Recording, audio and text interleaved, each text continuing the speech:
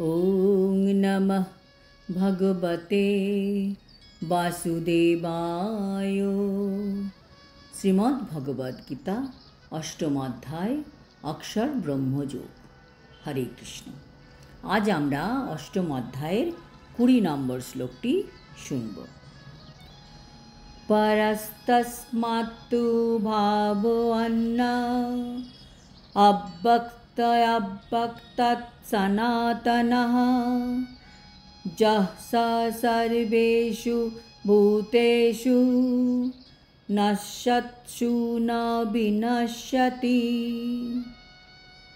অনুবাদ: কিন্তু আর একটি অব্যক্ত প্রকৃতি রয়েছে, যা হচ্ছে নিত্য এবং ব্যক্ত অব্যক্ত বস্তুর অতীত। সমস্ত ভূত বিনষ্ট হলেও তা বিনষ্ট হয় না। এই শ্লোকের আগে অবধি কৃষ্ণ বলছিলেন জড়জগতের উপর। এই জড়জগতে কি কি হয় যখন ব্রহ্মার দিন থাকে এবং যখন ব্রহ্মার রাত হয়, মানে যখন ব্রহ্মার দিন হয় তখন সব জড়জগৎ প্রকাশ পায় এবং ব্রহ্মার যখন রাত হয় তখন সব কিছু অপ্রকাশিত হয়ে যায় মহাবিষ্ণুর মধ্যে। আর ব্রহ্মার মৃত্যুর পর সব কিছু বিলীন হয়ে যায়। এই শ্লোকে ভগবান কৃষ্ণ মানুষকে আশা দিচ্ছেন যে এছাড়াও আরেকটি জগৎ আছে যেখানেও যাওয়া যেতে পারে। সেই জগৎটা কেমন?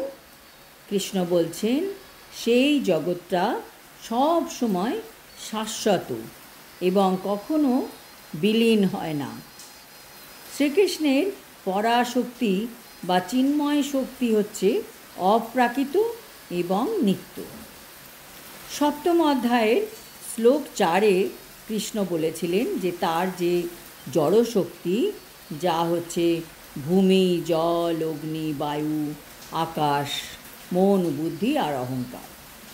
আর শ্লোক 5-এ কৃষ্ণ বলেছিলেন তার উৎকৃষ্টা শক্তি, যা বা জীব শক্তি, মানে আমরা। ভগবানের এই যে উৎকৃষ্টা শক্তি বা জীব শক্তি, তারা জড়শক্তিকে বা নিকৃষ্টা শক্তিকে তাদের ইচ্ছে মতো ব্যবহার করছে। এই জীব শক্তিকে বলা হয় ভগবানের তটস্থা শক্তি।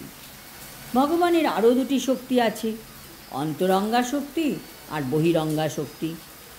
অন্তরঙ্গা শক্তি হচ্ছে ভগবানের আধ্যাত্মিক বা চিন্ময় শক্তি, আর বহিরঙ্গা শক্তি হচ্ছে ভগবানের জড় জাগতিক শক্তি। আর তটস্থা শক্তি কি? তটস্থা শক্তি হচ্ছে আধ্যাত্মিক চিন্ময় শক্তি আর জড় জাগতিক শক্তির মাঝামাঝি। আমরাই হচ্ছি তটস্থা শক্তি। কারণ কি, আমরা যে কোনো দিকে যেতে পারি যদি আমরা কৃষ্ণ ভাবনামৃত হই, নিত্য ভগবৎ সেবা, ভগবানের নাম গ্রহণ করি, তবে আমরা ভগবানের অন্তরঙ্গা শক্তির আশ্রয় গ্রহণ করতে পারব। আর যদি আমরা জড়জাগতিক বিষয়, ইন্দ্রিয় তৃপ্তির প্রতি আকৃষ্ট হই, তবে আমরা ভগবানের বহিরঙ্গা শক্তির দ্বারা প্রভাবিত হব। এই জড়জাগতিক প্রকৃতিকে সঞ্চালন করছেন মা দুর্গা, যিনি হচ্ছেন ভগবানের বহিরঙ্গা শক্তি। আর চিন্ময় প্রকৃতি সঞ্চালিত হচ্ছে ভগবানের অন্তরঙ্গা শক্তির দ্বারা। কাজেই বোঝা যাচ্ছে যে এই অন্তরঙ্গা শক্তি এই জড় জাগতিক প্রকৃতি থেকে সম্পূর্ণ ভিন্ন।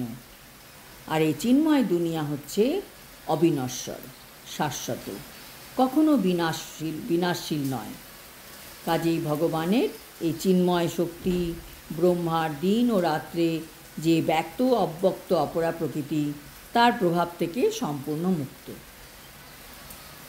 কাজেই শ্রীকৃষ্ণের এই পরাশক্তি গুণগতভাবে জড়া প্রকৃতির সম্পূর্ণ বিপরীত। কাজেই ভগবানের চিন্ময় ধাম চিরদিন বিরাজমান, কখনো ধ্বংস হয় না। এই জড়জগতে সব কিছু হতে থাকবে, সৃষ্টি, ধ্বংস, বৃদ্ধি, ক্ষতি ইত্যাদি ইত্যাদি। তাই তো ভগবান বলেছেন এই জড়জগৎ হচ্ছে দুঃখালয়ম আর অশাশ্বতম। অশাশ্বতম হচ্ছে ক্ষণস্থায়ী, আজ আছে কাল নাও থাকতে পারে। জন্ম মৃত্যু চলতেই থাকবে।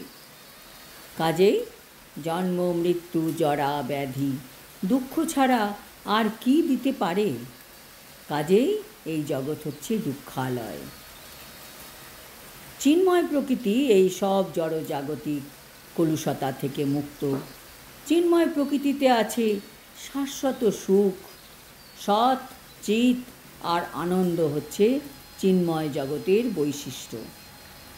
অপরপক্ষে জড় জগৎ হচ্ছে অসৎ, অচিত ও নিরানন্দময়। তার মধ্যেও আমরা সুখ খুঁজে বেড়াই। তাহলে বোঝা গেল চিন্ময় জগৎ আর এই জড় জগতের মধ্যে কত বিশাল পার্থক্য। আজ এই পর্যন্ত। আগামী শ্লোকে ভগবান কৃষ্ণ এই চিন্ময় জগতের ব্যাপারে আরও গভীর তথ্য ব্যাখ্যা করবেন। হরি ওম তৎসৎ। হরে কৃষ্ণ।